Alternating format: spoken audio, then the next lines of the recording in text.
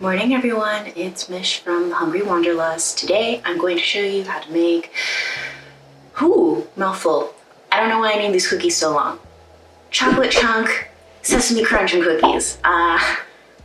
Mouthful, also yes. Very similar in that sense to the previous cookies I made, mouthful, but definitely something I'm addicted to. I'm going to make it double what I recommended in my blog post for ingredient sizing. So let's get started. But first, coffee, because wow, I am tired, y'all. Okay, I'm not going to make you watch every single second of this. I'll speed on through, but you know the drill. When it comes to browning butter, you need a pot, you need heat, and you need butter. So taking 2 sticks of butter in this case, the original recipe counts for 1, but I again am making double. See the blog post for how to make for an exact 1 scale. This is a double scale. Taking 2 sticks of butter, we brown this, and then we can let it cool while we make some sesame crackling. I feel like I should show you how to do that since that's probably the most intimidating part of the whole recipe, and it's actually quite easy. So let's get started.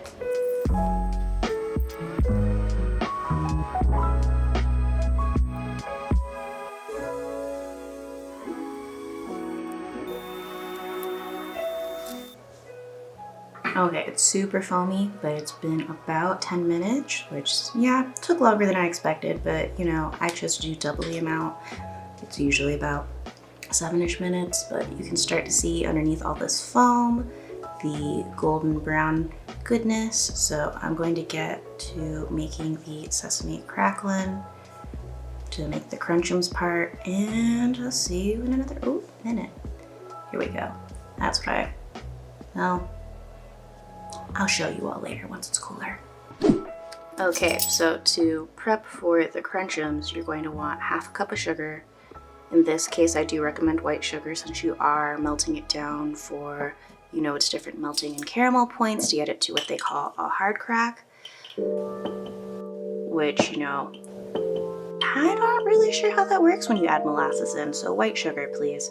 And then 1/4 cup of sesame seeds, whether it's black, white, or a blend. I'm going to do a blend, and if you're freaking out, well, what do you mean? I don't have 1/8 of a cup. I want to have black and white sesame seeds in here too. Not to worry, 1/4 cup is effectively 4 tablespoons. So 16 tablespoons are in a cup. Now that we have this all sorted out, let's go back to the stove top and make our Crunchems. And in case you are unfamiliar with brown butter, now that it's cooled down, this is what it looks like. I do know I did post about it in my brown butter miso cookies, and brown butter is in the name, I would hope so. But just for those of you who are just determined to make these cookies or watch these cookies alone, this is what brown butter looks like. I'll continue to let this cool. Now let's actually get to making our Crunchems. A small saucepan, or a small pot actually, you're going to want to put this on low, and we are going to do what they call dry melt the sugar. So the difference between dry melt and wet melt is water. I've never personally done a wet melt of sugar, and today's not the day to try new things. So we're just going to dry melt that. So we're going to want to keep stirring, and eventually this will melt. And then once it starts getting to a liquid light amber color, I will stick a food thermometer in here and wait till it gets to about 308 tops, I believe, and mix in the sesame, and then migrate on over to a silicone mat to pour this out. If you don't have a silicone mat, please use a well-greased and probably parchment paper lined metal baking tray. Trying to think if there's anything else that you really need to watch out for. If you do the water check, you're going to want to have a small glass with you and a small spoon to deposit some of the liquid sugar, and if it creates wispy tails and a hard ball, when it falls into there, you've hit that hard crack, which is what we are looking for when we make these Crunchems. This basically is what I call the budget way of getting yourself to a brittle, but I'm not adding the butter into here to create a brittle. So Crunchems it is, crackling it is, you know?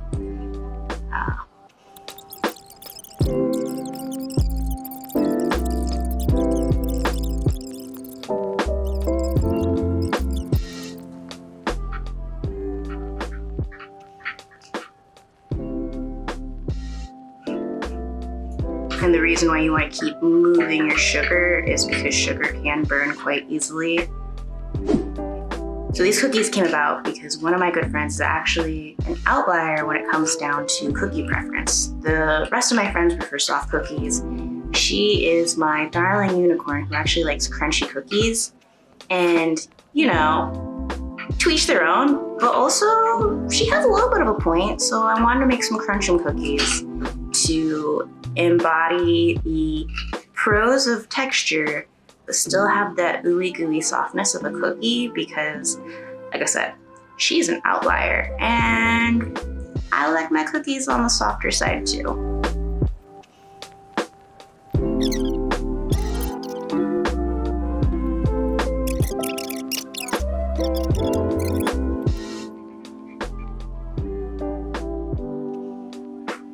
The biggest trick with getting this is not burning your fingers from the steam that emits from this.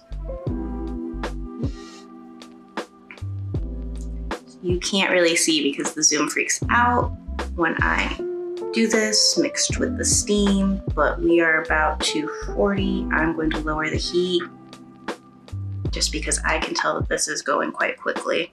Normally I use a smaller saucepan for this. Oh yeah, we totally burnt this. Oh yeah, we burnt this hardcore. We'll see what happens. You know, I'm a hypocrite. Here we are. Ugh.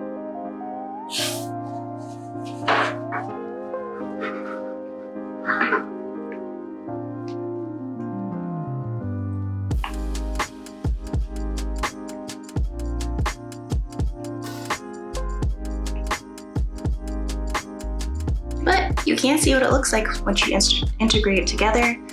I am going to move on over to the silicone mat. So 1 moment, please. Okay, let's see how this goes. Since I did technically burn this, or at least get it past the temperature range that I recommend to attain a hard crack.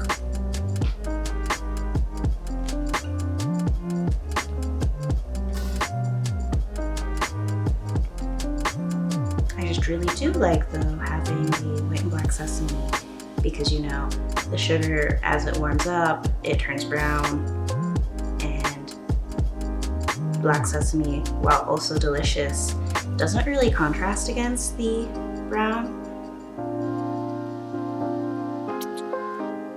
And I'm just spreading it out so I get thinner bits, because if this ends up being quite thick, it is a little bit hard to break, which, you know, if you're feeling stressed, it's a great stress reliever, but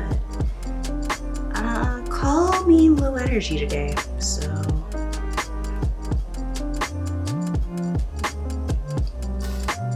All right. We're just going to let this sit for the next 10 to 20 minutes and let it cool off and harden and crack it up. Okay, this is cooled to a solid, not hot to the touch chunk, which means we get to crack them. Do it at your own leisure, whatever makes you feel right, to whatever size makes you feel good. But this honestly is really stress relieving. You effectively have made sugar glass, which people use in stunts, except we didn't take the time to make sure it was clear, as it did naturally brown, and we added sesame chunks. Okay, once this is good enough and to a size that you're comfortable with, feel free, if you absolutely need to put this on a cutting board and take a knife to make it smaller. But now we can get started mixing and baking.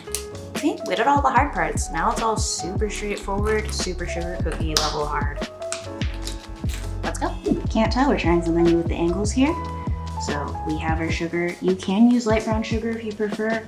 I'm just sticking to the classics today. Simple white sugar, let the flavors of the sesame Crunchems. Let me grab the browned butter, which is now cool.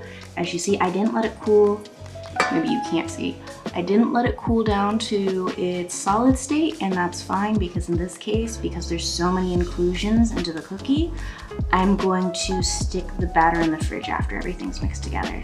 So this actually is a non-issue. Just gonna make sure I get all the brown butter goodness in here and start creaming the butter and sugar together.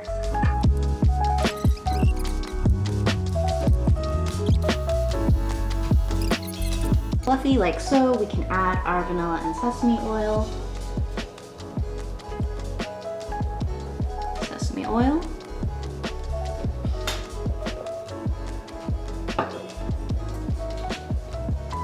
Honestly, these are probably just all my favorite things put together. And vanilla. Again, I'm making a double batch, so I'm going to be putting 2 teaspoons of vanilla. The recipe originally calls for 1 teaspoon. I love sesame, I love brown butter. This is all good stuff coming along.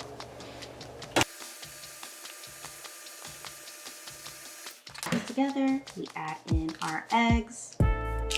I'm very paranoid about overbeating eggs. I do enjoy eggy tastes, but there's a time and place for everything.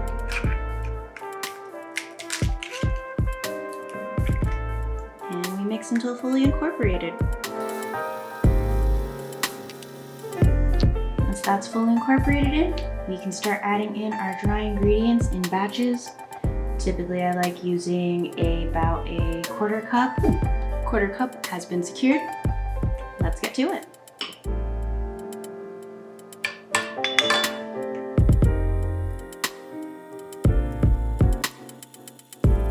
Now we actually have all of our batter prepared and ready to add in the sesame and chocolate inclusions.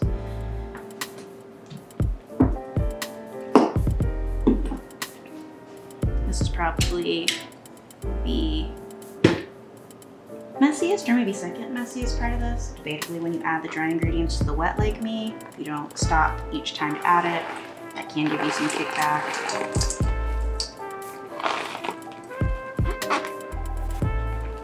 Chocolate.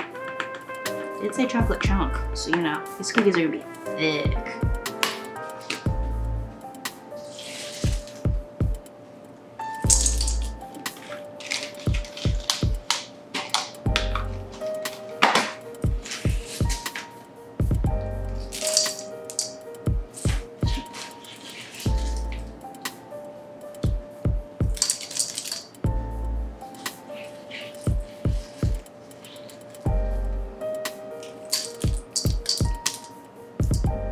And yes, I am going all in and adding all of the Crunchems.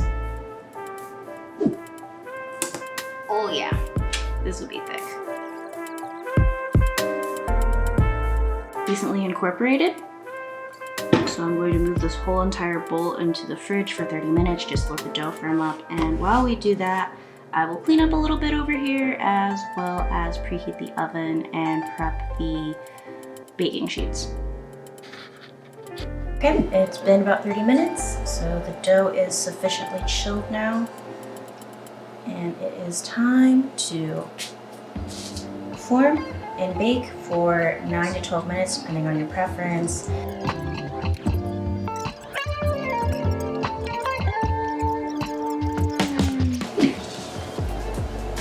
Admittedly, these are a little pale, so I'm going to leave the next batch in for 13 minutes, but they smell so good. I cannot wait to eat these. This is super zoomed in and hopefully it stays focused, but I'm an impatient person, so after 5 minutes I broke into this and look at that.